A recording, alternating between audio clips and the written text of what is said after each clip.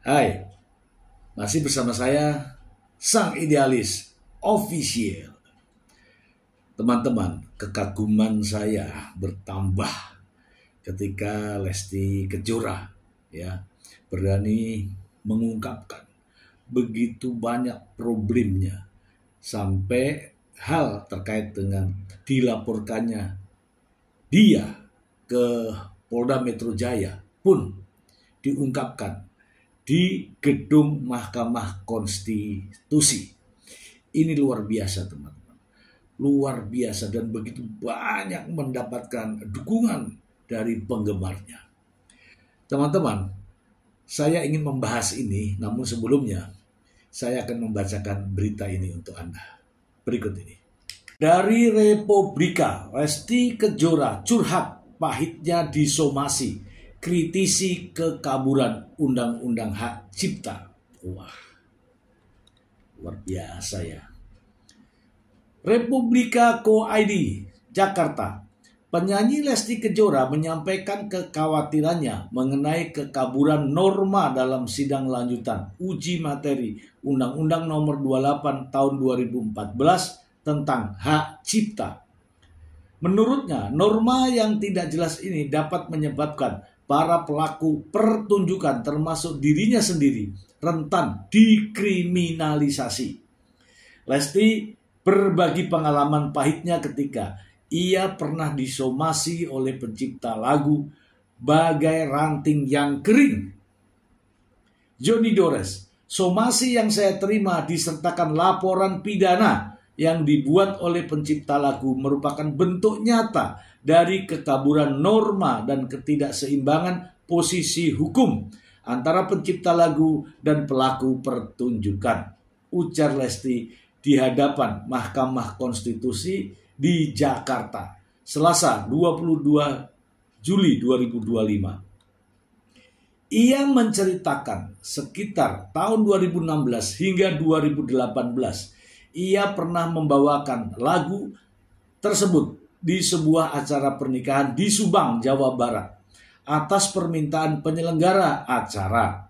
Masalah muncul ketika video penampilannya saat menyanyikan lagu tersebut diunggah oleh pihak lain ke platform YouTube. Parahnya, foto Lesti bahkan dijadikan thumbnail dari video-video kumpulan lagu-lagu ciptaan Johnny Dores. Lesti mengatakan, ia dan pihak manajemennya tidak mengetahui atau menyetujui proses pengunggahan video maupun penggunaan elemen visual tersebut. 8 tahun kemudian, tepatnya pada 1 Maret 2025, Lesti menerima surat somasi dari kuasa hukum Johnny Dores yang menuduhnya melanggar ketentuan pidana dalam Undang-Undang Hak Cipta karena dianggap mempertunjukkan karya cipta Johnny Dores tanpa izin. Tanpa izin langsung ke penciptanya. Puncaknya, pada 18 Mei 2025, Johnny Dores bahkan melaporkan Lesti Kejora ke Polda Metro Jaya dengan tuduhan pelanggaran hak cipta.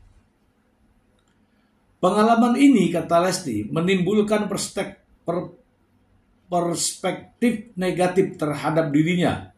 Hal ini menimbulkan perspektif negatif terhadap diri saya karena dengan adanya laporan tersebut saya seakan-akan telah melakukan pelanggaran terhadap Undang-Undang Hak Cipta, sekaligus menunjukkan kegamangan norma hukum terhadap pelaku pertunjukan seperti saya. Sebagai seorang penyanyi profesional, ia hanya menjalankan tugasnya untuk menampilkan jasa pertunjukan. Lesti menyatakan ia tidak pernah mengurus langsung perizinan atau pembayaran royalti atas lagu-lagu yang dibawakan. Hal ini karena ia tidak memiliki akses maupun kapasitas untuk mengetahui variabel komersial yang menjadi dasar perhitungan royalti.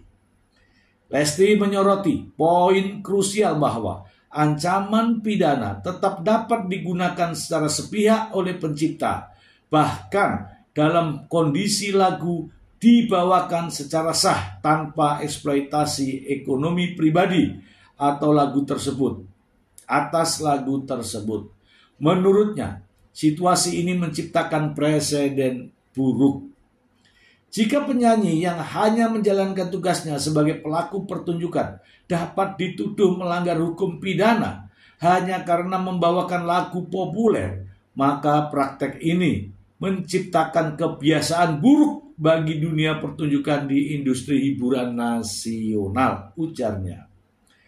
Lesti dihadirkan sebagai saksi oleh para pemohon perkara nomor 28/PUU garis datar 23/2025. Perkara ini diajukan oleh sejumlah musisi kenamaan termasuk Tubagus Arman Maulana dan Nazril Ilham Ariel Noah bersama 27 musisi lainnya. Para pemohon mendalilkan bahwa beberapa pasal dalam Undang-Undang Hak Cipta tidak memberikan kepastian hukum.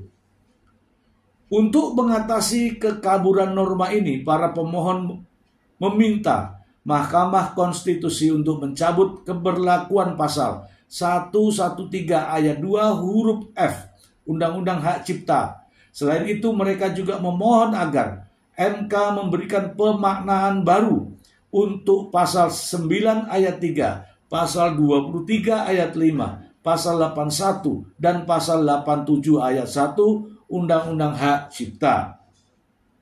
Gugatan ini merupakan upaya kolektif dari para pelaku seni untuk menciptakan lingkungan hukum yang lebih adil dan seimbang, di mana hak-hak pencipta terlindungi tanpa mengorbankan kebebasan dari profesi para pelaku pertunjukan, ujarnya. Oke. Kita bahas ya teman-teman, kita bahas, ini menarik sekali. Apalagi khusus penampilan Lesti itu luar biasa. Dan Hakim MK mengapresiasi. Kita bahas. Nah di sini teman-teman ya, saya salut dengan Lesti Kejora dan juga teman-teman yang lain. Dan yang menarik lagi teman-teman, selain Lesti Kejora menyampaikan pernyataannya di depan Hakim Mahkamah Konstitusi,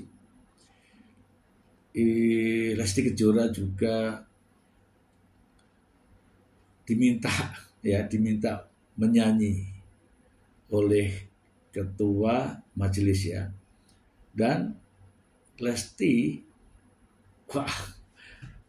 tetap percaya diri ya. Kita simak lagu dari Lesti ketika ada di sidang MK berikut ini. Kalau Lesti tidak punya lagu yang dicipta sendiri ya? Di situ duduk dulu.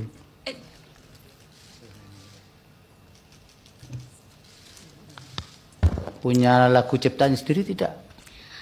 Punya Pak. Seperti apa lagunya coba biar kami dengar. Kalau yang lagu lain jangan dinyanyikan, iya, karena sedang disengketakan kan. Kalau ciptaan sendiri kan boleh. Coba satu bait aja. Angin sampaikan padanya betapa rindu ini menyiksaku. Sungguh jangan tepuk ya. heningnya malamku bertemankan sepi dan dirundung sedih. Ini judulnya apa? Angin, Pak. Angin. Oh. Kalau Semi? Suara Lesti Kejora tanpa musik sudah membius ketua MK.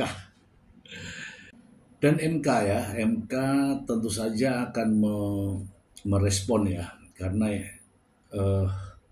ini juga demi masa depan para seniman, para artis, agar di kemudian hari tidak ada masalah-masalah yang muncul setelah seseorang secara profesional menyanyikan lagu. Ya seperti kasus ini, lagu Daun yang Kering itu. Apalagi ditambah lagi dengan kata-kata atau kalimat-kalimat yang seronok menurut saya. Isi Mbak Baju Hijau itu. Justru inilah yang harus diperhatikan. Agar masa depan artis, penyanyi, pekerja seni dan lainnya tetap bisa menjalankan profesinya dengan baik. Tidak ada ketakutan. Sehingga tidak ada lagi kriminalisasi terhadap para artis maupun seniman. Semoga informasi ini bermanfaat untuk Anda. Terima kasih. Bye.